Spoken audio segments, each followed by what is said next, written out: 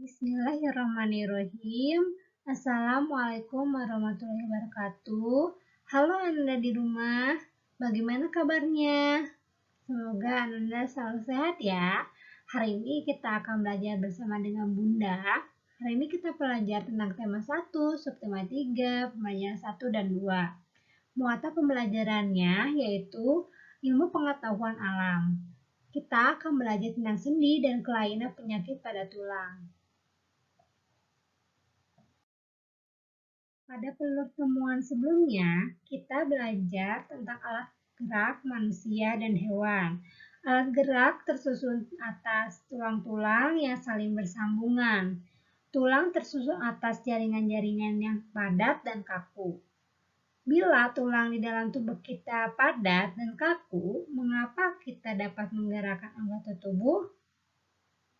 Karena kita dapat menggerakkan anggota tubuh kita karena di antara tulang-tulang terdapat sendi. Sendi yaitu adalah tempat pertemuan antara dua tulang sehingga dapat digerakkan. Antara satu tulang dengan tulang lainnya dihubungkan oleh sendi. Terdapat dua jenis sendi yaitu sebagai berikut. Yang pertama, sendi yang memungkinkan tulang bergerak atau sendi yang dapat digerakkan. Yang kedua, sendi yang tidak memungkinkan tulang bergerak atau sendi yang tidak dapat digerakkan. Sendi yang dapat digerakkan dikelompokkan menjadi sendi putar, sendi engsel, sendi peluru, sendi plana, dan sendi kaku. Sementara sendi yang tidak dapat digerakkan disebut sendi mati. Contohnya pada tengkorak.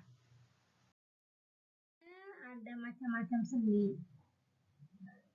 Yang pertama yaitu sendi engsel. Tulang yang memiliki sendi engsel hanya dapat digerakkan ke satu arah. Misalnya sendi engsel terdapat pada tulang paha, sendi engsel, tulang betis, dan tulang kering. Contoh sendi engsel adalah sendi yang terdapat pada lutut, siku, ruas jari pada tangan, dan ruas jari pada kaki. Yang kedua, sendi plana.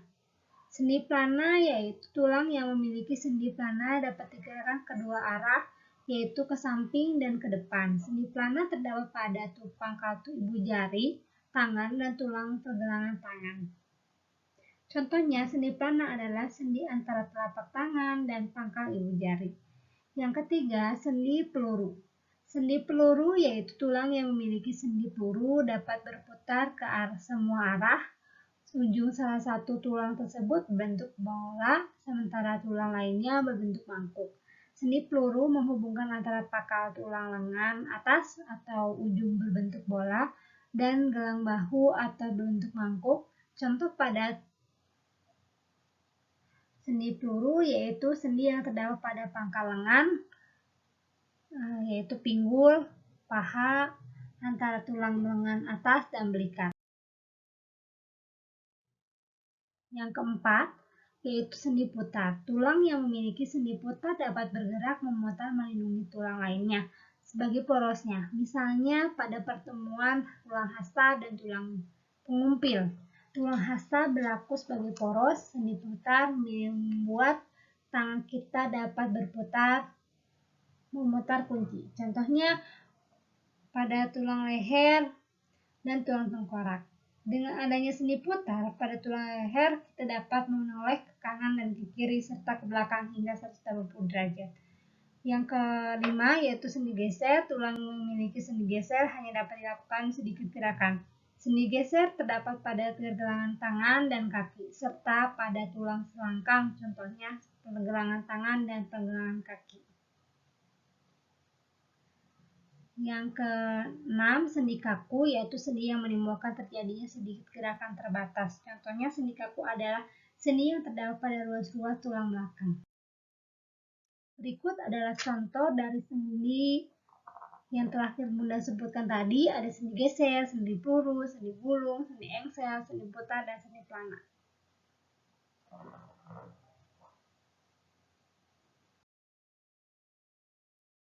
Lalu kita akan belajar tentang kelainan dan penyakit pada tulang.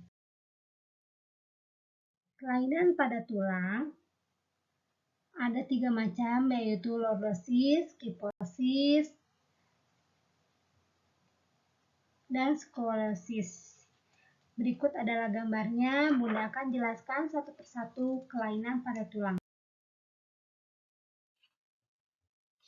Kelainan pada tulang biasanya itu dalam posisi duduk pada saat belajar. Posisi duduk tidak boleh dianggap sepele. Biasanya anak-anak menganggap posisi duduk itu sepele, terutama ketika sedang belajar di rumah, menggunakan meja belajar di kamar maupun ketika mengikuti pembelajaran di sekolah. Jam belajar yang lama membuat anak-anak duduk di kursi dalam waktu yang lama. Karena lamanya ini, maka perlu diwaspadai sebab duduk yang salah dapat menyebabkan kelainan bentuk pada tulang belakang. Yang pertama, kita akan baca tentang lordosis. Lordosis yaitu kondisi tulang yang terlalu belakang, yang ke arah belakang atau cembung ke arah depan. Penyebabnya adalah tekstur tubuh yang buruk, obesitas, radang tulang, sendi, osteoporosis, dan lain-lain. Lalu kyphosis. Kyphosis adalah kebalikan dari lordosis. Orang-orang yang menderita kyphosis tulangnya terlalu melengkung ke arah depan atau ke belakang seperti membungkuk. Penyebabnya adalah postur tubuh yang buruk, radang sendi, dan yang ketiga itu sklerosis. Sklerosis yaitu kondisi tulang yang membengkok ke kiri atau ke kanan, menyebabkan posisi duduk yang salah. Selanjutnya kita akan bahas tentang penyakit pada tulang. Yang pertama adalah rakitis. Rakitis yaitu penyakit pelemahan atau pelunakan tulang. Umumnya penyakit ini disebabkan kekurangan vitamin D, magnesium, fosfor, atau kalsium. Rakitis dapat menyebabkan tulang patah atau tulang tumbuh membengkok. Ciri-ciri penyakit rakitis adalah kaki membengkok sehingga menyerupai huruf X dan O.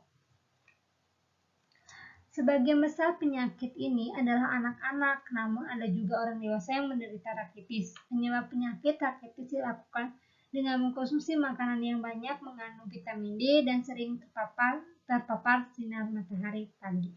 Sehingga kita harus waspadai dan ini karena biasanya kita menyepelekan kalau kita kurang berjemur atau kurang tersinar matahari.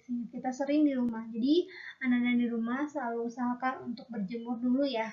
Pagi 10-30 menit. Untuk selanjutnya osteoporosis yaitu kondisi kepadatan tulang menurun sehingga membuat tulang menjadi keropos dan mudah retak. Osteoporosis hampir tidak memiliki gejala dan menyerang secara diam-diam. Ciri-ciri osteoporosis hanya dapat diketahui melalui pemeriksaan dokter. Pengobatan penyakit ini dapat dilakukan dengan meningkatkan kepadatan tulang. Salah satu caranya adalah dengan mengonsumsi makanan yang mengandung kalsium dan vitamin D. Biasanya, osteoporosis banyak menyerang orang-orang yang telah berlanjut usia.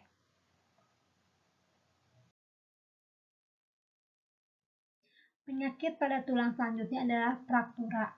Fraktura yaitu patah tulang baik seluruhnya atau sebagian yang umumnya terjadi akibat benturan patah tulang yang dapat disebabkan kecelakaan kendaraan, kelebihan beban, olahraga, atau karena jatuh. Fraktura dapat terlihat melalui hasil foto rongsen.